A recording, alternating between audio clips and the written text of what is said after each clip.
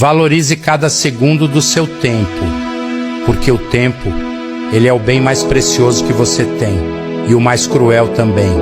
Ele passa e não te espera. Não pergunta se você está pronto. Não volta para te dar uma segunda chance.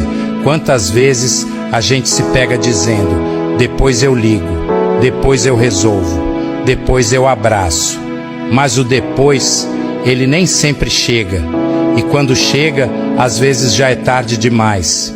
Tem gente que só aprende a dar valor ao tempo quando perde alguém, ou quando olha no espelho e percebe que os anos passaram, que os filhos cresceram, que as oportunidades foram embora e que aquilo que era urgente hoje já não faz sentido nenhum.